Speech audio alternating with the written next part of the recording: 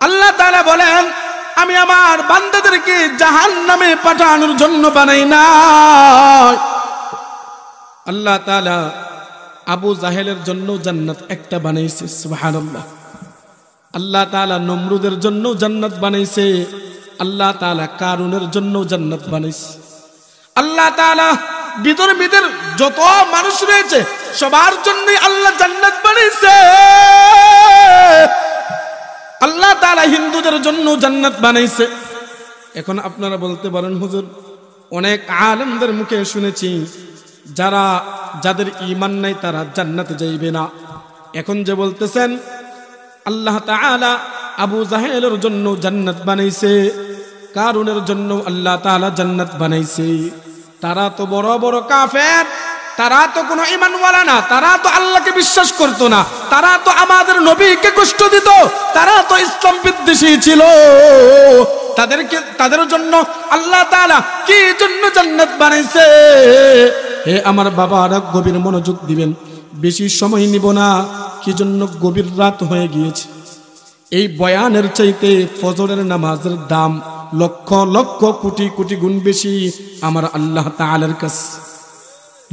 এই জন্য লম্বা আলোচনা করব না, অল্প সময় আপনাদের কাছে কিছু মেসেজগুলা দিব, যে মেসেজগুলা হবে আমার আপনার জন্য উপকারিতা।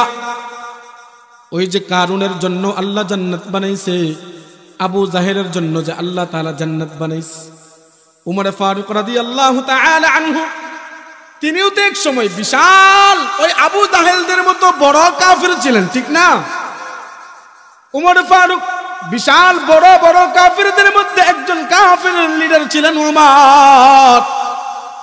দেখেন না, আল্লাহ তাআলা ওই উমর যখন ঈমান আনছে, ঈমান আনার বদৌলতে দুনিয়াতে থাকা অবস্থায় আল্লাহ তাআলা জান্নাতের সার্টিফিকেট দিয়ে দিয়েছে। সবাই বলেন না সুবহানাল্লাহ? আরো আওয়াজ দিয়ে বলেন না সুবহানাল্লাহ? একটু সবাই আল্লাহকে উচ্চ সুরে ডাক দেন না আল্লাহ।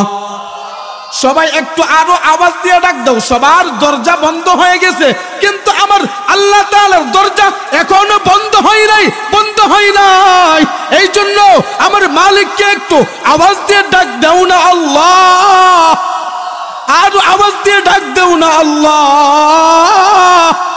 ওই উমর ফারুক রাদিয়াল্লাহু তাআলা আনহু যখন ঈমান আনছে, যে উমর আমার নবীকে কল্লা কাটার জন্য রাস্তায় রওনা হয়েছিল, ওই উমরকে আল্লাহ তাআলা দুনিয়াতে থাকা অবস্থায় জান্নাতের সার্টিফিকেট দিয়েছেন। আবার আমার নবী জনাবে মুহাম্মদুর রাসূলুল্লাহ সাল্লাল্লাহু আলাইহি ওয়াসাল্লাম হাদিসের মধ্যে ঘোষণা করে গিয়েছেন, আমার পরে যদি কোনো মানুষ নবী হইয়া বিশ্ব নবী হইতো, শেষ নবী হইতো, আমার অন্য কোনো সাহাবী আবু বকর হইতো না, আলী হইতো না, উসমান হইতো না, বেলাল হইতো না, আর উমর, আমার সাহাবী উমর শেষ নবী আল্লাহ তাআলা বানাইতেন। যে কথাটা আমি আপনাদেরকে বলতেছিলাম, আল্লাহ তাআলা ফেরাউনের জন্য একটা জান্নাত বানাইছে। ভারতের মোদি ইসলাম বিদ্বেষী, তার জন্য আল্লাহ একটা জান্নাত বানাইছে। কিন্তু তারা তো জান্নাত পাইবে না। জান্নাত পাইবে কারা জানেননি? ওই যে তাদের যে জান্নাতগুলা রয়েছে, ওই জান্নাতগুলা কাদেরকে দিবেন? ওই জান্নাতগুলা আমাদের যখন আমরা, আপনাদের কাছে আমি একটা প্রশ্ন করি, আমরা যখন কোনো কোম্পানিতে চাকরি করি, সকাল 5টা থেকে অথবা সকাল 8টা থেকে বিকাল 5টা পর্যন্ত ডিউটি, এই জায়গার মধ্যে আমার মুনাফা রয়েছে 10,000 টাকা, 12, 15, 20,000 টাকা পর্যন্ত আমরা মুনাফা পাই। যখন সকাল 8টা থেকে বিকাল 5টা পর্যন্ত চাকরি করলাম, এটা হলো আমার মূল ডিউটি, ঠিক না? এটা হলো মূল ডিউটি। এখন ওই ব্যক্তিটাই যদি আপনি যদি আবার ওই বিকাল 5টা থেকে আবার রাত 11টা পর্যন্ত ওভারটাইম করেন, ওই ওভারটাইম করার জন্য আলাদা বেতন দিবে কিনা? আরো যেরকম যুবক ভাইরা যেরকম দিব কিনা? আলাদা বেতন দিব। কি জন্য? সে কষ্ট করছে। বিকাল 5টা থেকে মন চাইলে বাসায় চলে যেতে পারত। সে সময়টা কাজে লাগাইছে। এই সময়টা কাজে লাগানোর বদৌলতে মালিক খুশি হইয়া, খুশি না ওই যে কাজ করলো, ওই কাজ করার বদৌলতে ওই মালিককে আরো বৃদ্ধি বেতন তাকে দিয়ে দেয়। তদ্রুপ আমাদের জন্য মূল ডিউটি হলো ফজর, জোহর, আসর, মাগরিব, ইশা। আমাদের মূল ডিউটি, কথা বুঝতেছেন? আমার কথা বুঝতেছেন? মূল ডিউটি হলো আমাদের 5 ওয়াক্ত নামাজ ফরজ আইন বিধান। সামনে আসতেছে রমজানুল মুবারক, ওই রমজানের রোজাগুলো আমাদের জন্য ফরজ আইন বিধান, এটা হলো মূল ডিউটি। আমার যদি সামর্থ্য থাকে হজে যাওয়া আমার মূল ডিউটি, আমার যদি যাকাত দেওয়ার সামর্থ্য থাকে ওই যাকাত দেওয়া আমার হলো মূল ডিউটি। আমার যদি আমার উপর যদি কুরবানি করা ওয়াজিব হয়ে যায় ওই কুরবানি করা আমার জন্য মূল ডিউটি। এখন ওইটা ছাড়া যত নফল ইবাদত বন্দেগী রয়েছে, কেমন নফল ইবাদত? তুমি ফজরের নামাজ আদায় করলা সময় মতো তাকবীরুল্লাহর সহিত, ওই ব্যক্তিটাই আবার জোহরের নামাজ আদায় করলো তাকবীরের সহিত, আসরের নামাজ আদায় করলো, মাগরিবের নামাজ আদায় করলো, ঈশার নামাজ আদায় করলো, তার মূল ডিউটি গুলা শেষ। দেখবেন কিছু কিছু আমার আল্লাহ পাকের কিছু পিয়ারা বান্দা রয়েছে, ওই বান্দাগুলা 5 ওয়াক্ত নামাজের বাহিরেও তাহাজ্জুদের নামাজ পড়ে কি পড়ে না? অনেক মানুষ রয়েছে ওই তাহাজ্জুদের নামাজের মধ্যে আল্লাহ পাকের কাছে চাই, আল্লাহ অনেক গুনাহ করছি, আর গুনাহ করব না, মাফ করে দাও। এই যে তাহাজ্জুদের নামাজ এটা হলো আমার জন্য ওভারটাইম, আওয়াবিনের নামাজ এটা হলো ওভারটাইম, চাশতের নামাজ হলো ওভারটাইম। আমি যখন নফল রোজা রাখবো ওটা হলো আমার জন্য ওভারটাইম। যখন ওভারটাইম গুলা করতে থাকবো আমার মালিক বলেন যে ঈমানওয়ালারা মূল ডিউটিও আদায় করলো, ওভারটাইম করলো, মানে নফল বেশি ইবাদত বন্দেগী করলো, ওই ঈমানওয়ালাদেরকে আমি আল্লাহ তাআলা ওই ফেরাউনের আবু জাহেলের জান্নাতগুলা ঈমানদারদেরকে পুরস্কার দান করে দিব। আল্লাহ তাআলা আমাদেরকে জান্নাত দিয়ে দিবেন ওই বড় বড় কাফের মুশরিকদের।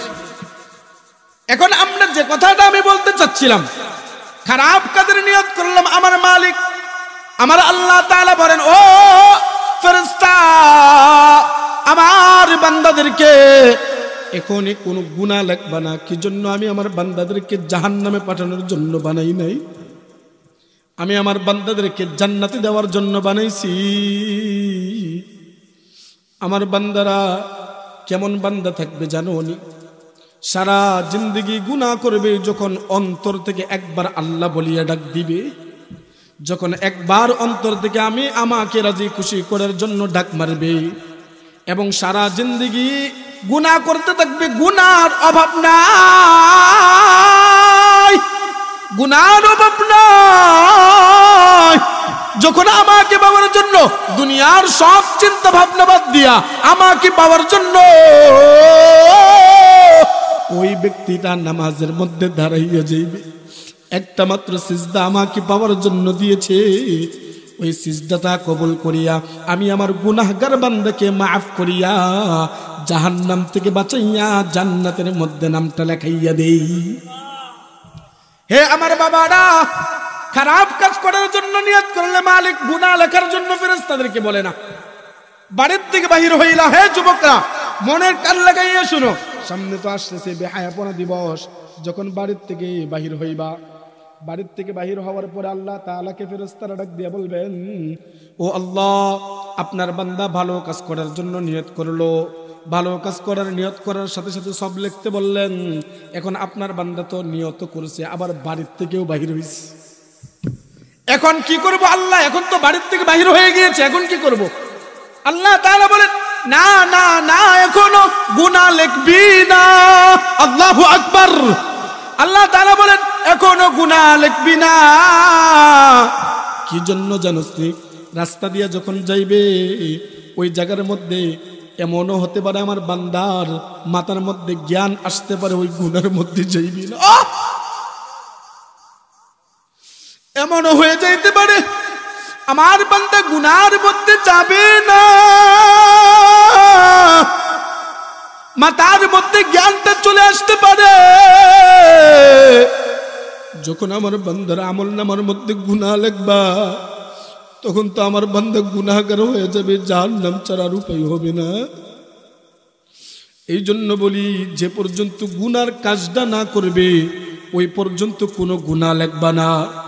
এখানে আসলাম, আল্লাহ তাআলা আমাদেরকে সওয়াব দিয়েছেন, কোনো গুনাহ দেন না। সুবহানাল্লাহ পড়তেছি, আলহামদুলিল্লাহ পড়তেছি, আল্লাহু আকবার বলতেছি, এই বলার কারণে আল্লাহ তাআলা আমাদের কদমে, আমাদের বলার কারণে আমাদের আমল নামার মধ্যে ফেরেশতাদেরকে সব লেখার জন্য আদেশ করে দিয়েছে। এই জন্য বলি রে বাবা, এইসব আয়োজনের মধ্যে বেশি বেশি আসবেন ইনশাআল্লাহ। অনেক রাত হয়ে গেল, যে কথাটা আমি আপনাদের সামনে বলার জন্য এখানে বসেছি, সামনে আসতেছে রমজানুল মুবারক। এখন রমজান মাস আসতেছে, রমজানের জন্য প্রস্তুতি গ্রহণ করতে হবে কিনা? আরো যেরকম সবাই প্রস্তুতি গ্রহণ করবেন তো ইনশাআল্লাহ? কে কে করবেন ইনশাআল্লাহ? আল্লাহ আপনি আমাদের সকলকে কবুল করেন। আর যেরকম আমিন। হাত নামান। রমজান মাস এত দামি কি জন্য জানেন? এই রমজানুল মুবারকের মধ্যে আল্লাহ তাআলার সবচেয়ে দামি কুরআনুল মাজিদ নাজিল হয়েছেন, এই জন্যই রমজানুল মুবারক এত দামি। সুবহানাল্লাহ। এই রমজান মাস এমন একটা মাস, যে মাসের মধ্যে একটা নফল ইবাদত বندگی করলে ফরজের সমতুল্য। সুবহানাল্লাহ। এই রমজান মাস এমন একটা মাস, যে মাসের মধ্যে আল্লাহ তাআলা জান্নাতের দরজাগুলা খুলে রাখেন, জাহান্নামের দরজাগুলা বন্ধ করে রাখেন। সুবহানাল্লাহ। এই কুরআনের জন্য এত দামি এই মাসটা। এই কুরআনের সঙ্গে যাদের মুহাব্বত, যাদের ভালোবাসা থাকবে, আল্লাহ তাআলা তাদেরকেও এই রকম সম্মান দান করবেন। এই কুরআন, এই যে মাদ্রাসা আপনাদের সনাটিয়া মহিলা মাদ্রাসা, এই মাদ্রাসাটাও কিন্তু এই জায়গার মধ্যে কুরআনুল কারীম শিক্ষা দেওয়া হয়।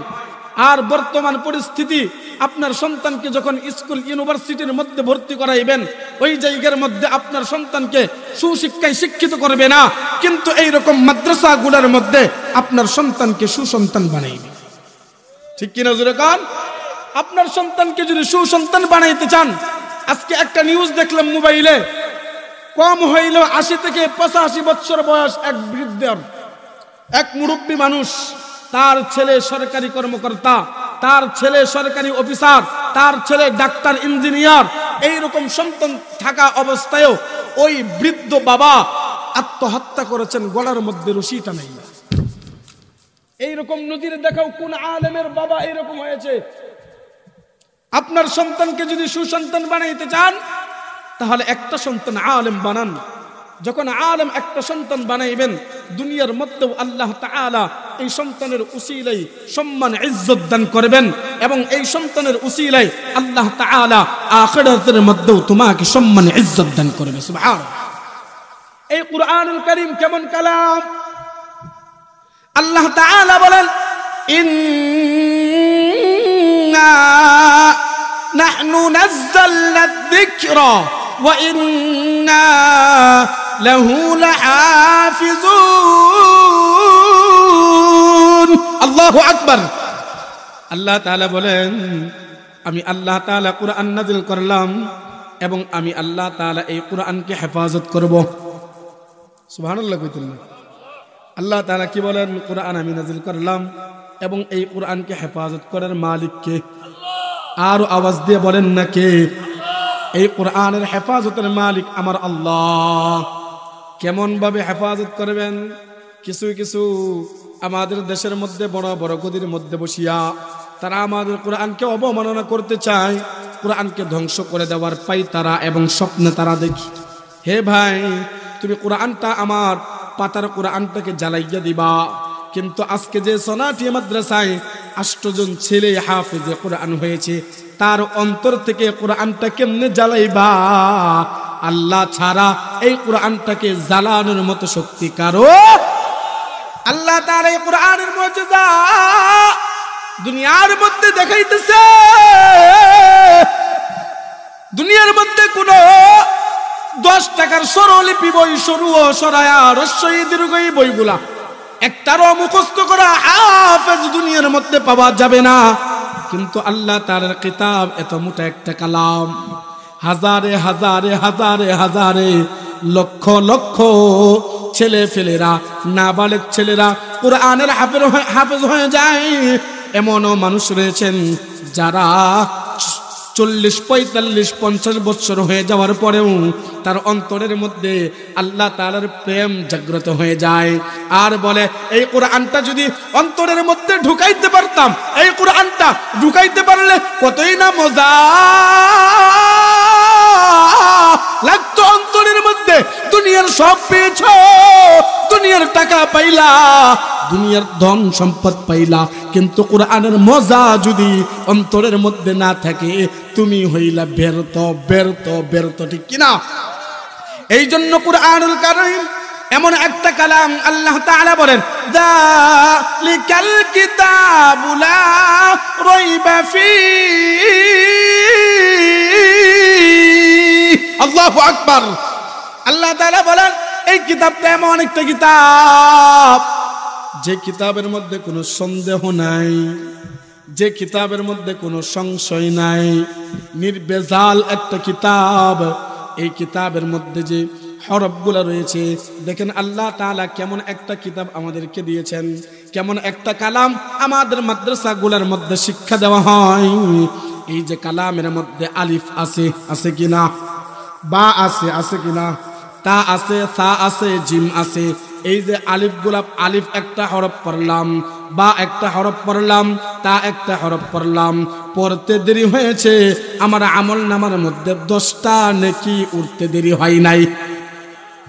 একটা হরফ পড়লে আপনার আমার আমল নামার মধ্যে 10 নেকি উঠে যায়। সুবহানাল্লাহ। মনতে না আমি পড়লাম, আপনারা শুনলেন, শোনার সাথে সাথে কি হইল? আল্লাহ তাআলা বলেন শ্রোতা শুনলো, তাদের আমল নামার মধ্যে 10টা নেকি লিখে দাও। হে আমার বাবারা, কোরআনের মহব্বত অন্তরের মধ্যে জাগ্রত করো, কোরআনের মহব্বত জাগ্রত করবা। আমার মালিক যে বললেন ইন্না নাহনু নাযালনা যিকরা ওয়া ইন্না লাহু লাহাফিজুন, আমি আল্লাহ তাআলা কোরআনকে নাজিল করলাম, এই কোরআনকে হেফাজত করার মালিক কে? আরো আওয়াজ দিয়ে বলেন নাকি? আল্লাহ তাআলা বলেন আমি কোরআন নাজিল করলাম এবং কোরআনের হেফাজত করেন ওয়ালা আমি। কেমন ভাবে হেফাজত করেন জানেননি? একটা ঘটনা মনে হয়েছে, বলমুনি থাকবেন আপনারা? বয়ান মজা লাগতেছে? চলবে ইনশাআল্লাহ, চালাবো ইনশাআল্লাহ। যে ঘটনাটা মনে হইল এই কোরআনের খাতিরে আল্লাহ তাআলা যে বললেন কোরআনকে হেফাজত করবেন, দেখেন কেমনে হেফাজত করেন আমার মালিক। কেমনে হেফাজত করেন?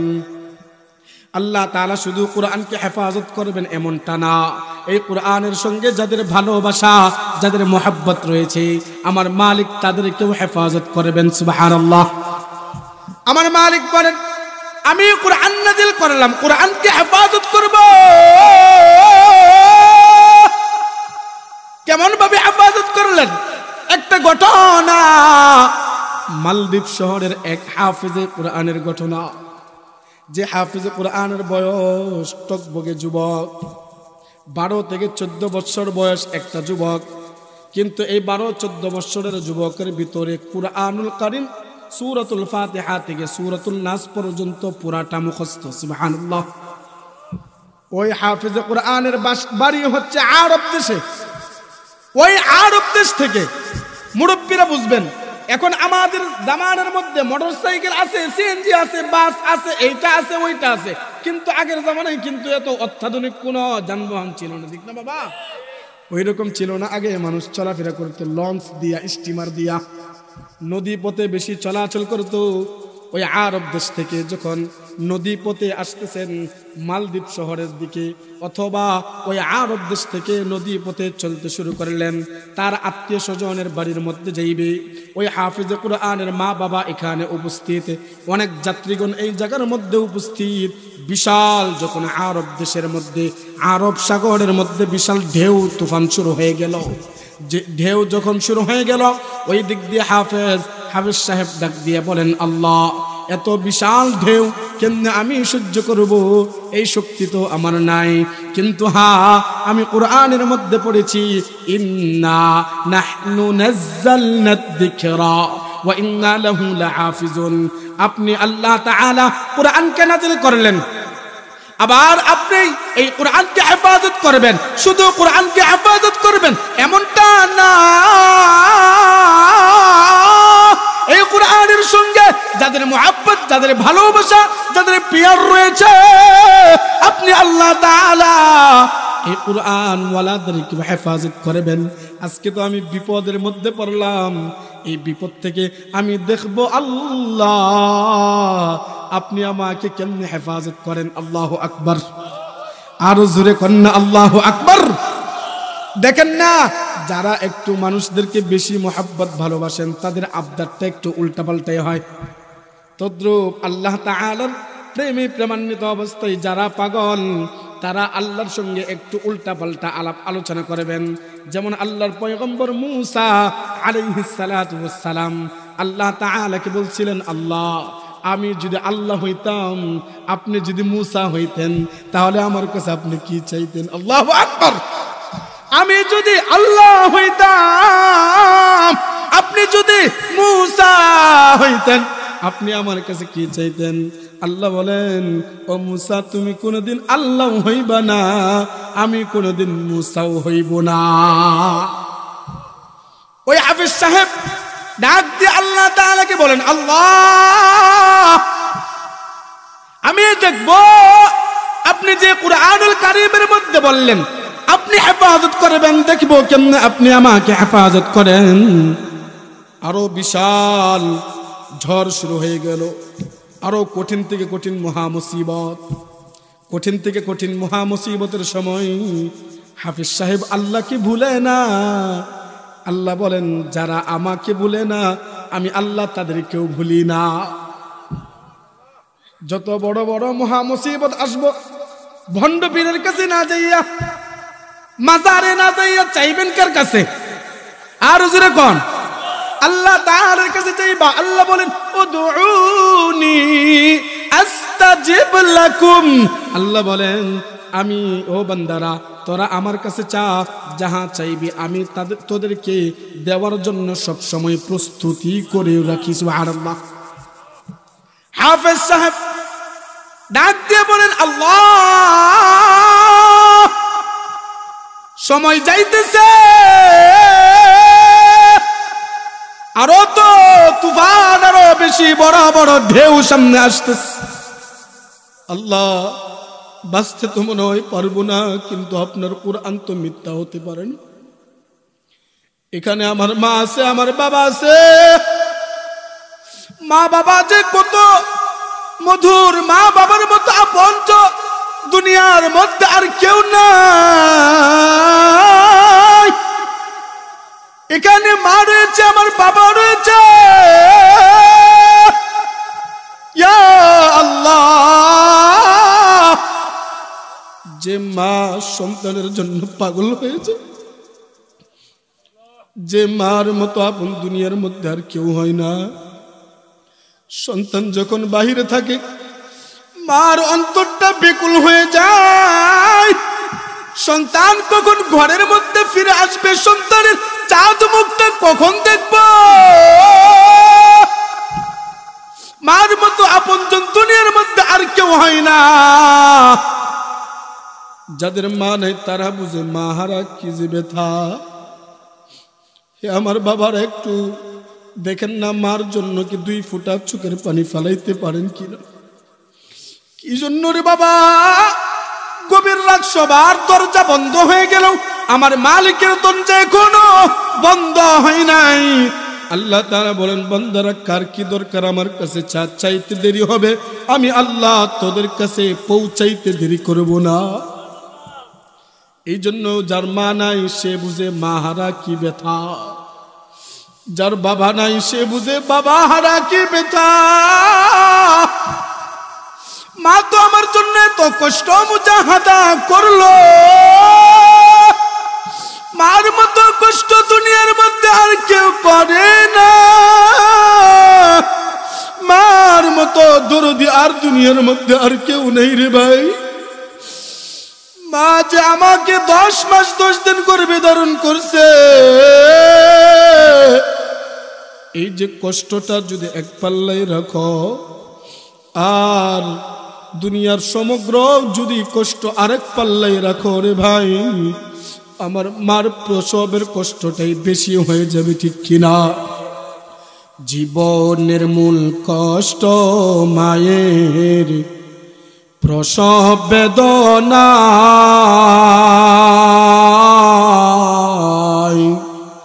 সাত আসমান সাত জমিন তখন মায়েরই মাথা।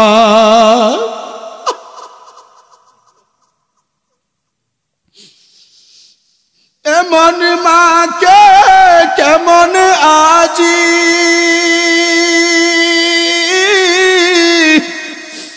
এমন মাকে কেমন আজি যাব আমি ভুলিয়া। ও আমার প্রাণের মা, মা গো মা, কোথায় গেলে মুড়ি ছাড়িয়া। জনম দুঃখী ইয়াতিম আমি, চাই না কেহ ফিরিয়া। আমি যখন ছিলাম আমার মায়ের উদরে,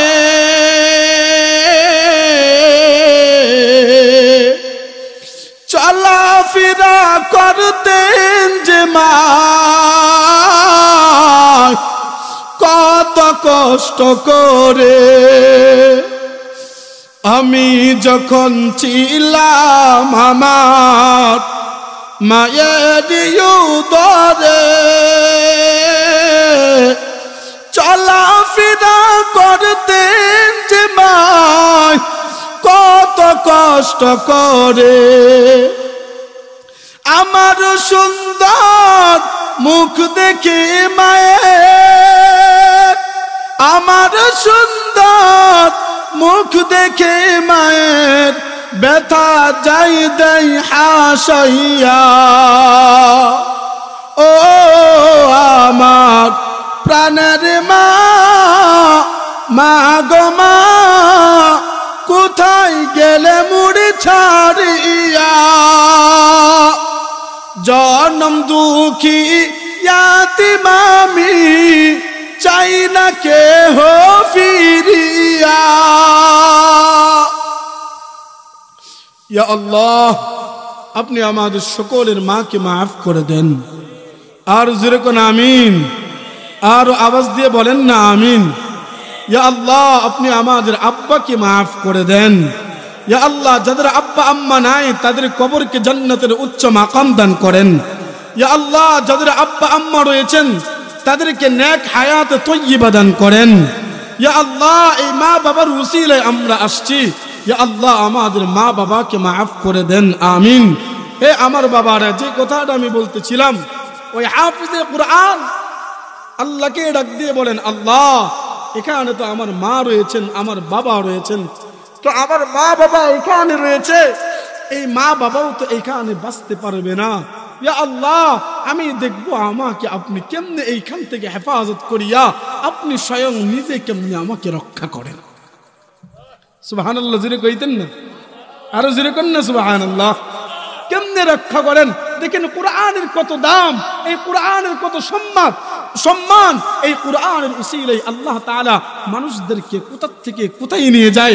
এই কুরআনের জন্য আমি আব্দুস সালাম কোনো কিছুই যোগ্যতা আমার নাই, এখানে যে আপনাদের সামনে কথা বলবো তার যোগ্যতাও আমার নাই, কিন্তু আল্লাহ তাআলা এই কুরআনের উসিলায় এখানে বসেছেন।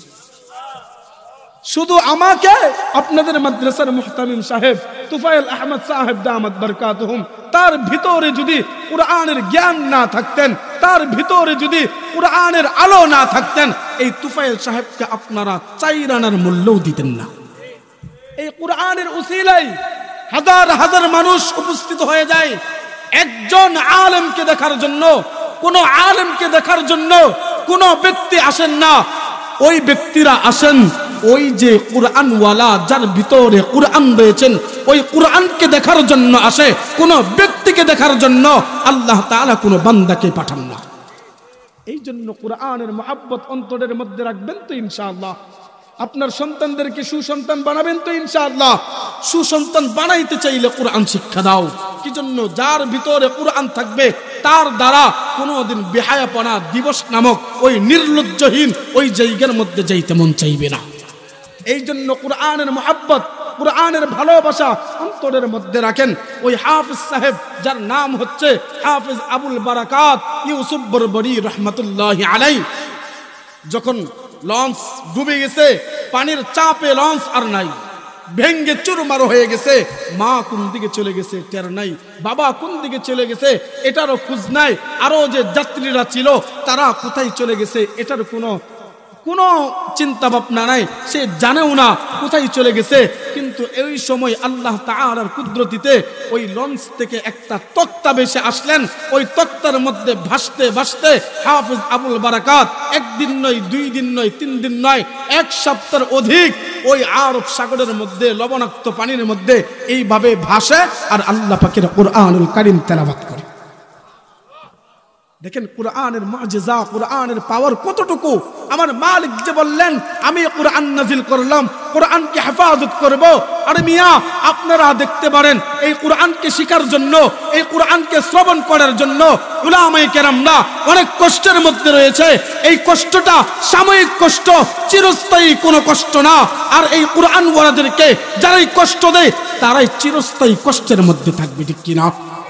এই জন্য কুরআনের নূর ভিতরে তোমরা ঢুকাও, দেখবা কুরআনের নূর ভিতরে ঢুকানোর কারণে আল্লাহ তাআলা দুনিয়ার মধ্যে এমন সম্মান দান করবেন যে সম্মানটা এমপি, মন্ত্রী, প্রাইম মিনিস্টাররাও পায় না। ওই হাফিজ আবুল বারাকাত ইউসুফ বরবরি রাহমাতুল্লাহি আলাইহি যখন তক্তার মধ্যে বসে আর আল্লাহ পাকের কুরআনুল কারীম তেলাওয়াত করে, তক্তার মধ্যে বসতেছে, যখন তক্তার মধ্যে বসতে থাকে আর আল্লাহ পাকের কুরআনুল কারীম তেলাওয়াত করে, কুরআনুল কারীম তেলাওয়াত করতে থাকে আর তক্তার মধ্যে বসতে বসতে যখন 1 সপ্তাহ অতিবাহিত হয়ে যায়, হঠাৎ করে দেখে পাওয়ার সঙ্গে মাটির লাগুর পায়ে লিছে। সুবহানাল্লাহ। পায়ের মধ্যে মাটির যখন একটু ছোঁয়া পাইছে, ছোঁয়া বুঝতেছেন, পায়ের সাথে যখন একটু মাটির ছোঁয়া পাইছে, ওই মাটির ছোঁয়াতে একটু মনের ভিতরে সাহস জন্মেছে, ইয়া আল্লাহ কোথায় আসলাম। যে জায়গার মধ্যে আসছে ওই জায়গার মধ্যে দেখে কিছুই নাই, শুধু মরুভূমি আর মরুভূমি। এই কুরআনের কারণে আল্লাহ তাআলা ওইখান থেকে উঠাইয়া হাফিজ আবুল বারাকাত রে ওই মরুভূমির মধ্যে নিয়েছে। শুধু ওই পর্যন্তই না, হে বাবারা, এই কুরআনের খাতিরে যে শহরের মধ্যে হাফিজ আবুল বারাকাত উঠেছিলেন ওই শহরটার মধ্যে কোনো মুসলমান ছিলেন না, একাত্মবাদ আল্লাহকে ডাকনেওয়ালা কেউ ছিল না। কিন্তু কুরআনের বদৌলতে ওই হাফিজ আবুল বারাকাতের উসিলায় শত শত হাজার হাজার হিন্দু ত্যাগ করিয়া আমার ধর্ম ইন্নাদ-দীনা ইনদাল্লাহিল ইসলাম, ইসলামের ছায়া তলে ছুটে আসছেন। আলহামদুলিল্লাহ। এই জন্য কুরআনের মুহাব্বত, আজমত অন্তরের মধ্যে রাখবেন তো ইনশাআল্লাহ, কুরআনের মুহাব্বত রাখবেন তো ইনশাআল্লাহ। আমাদের হুজুর চলে আসছেন, আমি আমার যে অভ্যাসটা, হুজুররা চলে আসলে স্টেজে আর কথা বলতে পারি না। আবার এমন কিছু ওয়াইজিনরা রয়েছেন যারা কোনো হুজুর চলে আসলেও ঘন্টার পর ঘন্টা কথা বলে, তাদের একটা কেমন জানি বদ অভ্যাস। হুজুর চলে আসছেন, দোয়া করবেন। হুজুর হচ্ছে আমার বড় ভাইয়ের উস্তাদ, তা আমারও উস্তাদ, হুজুরের কাছে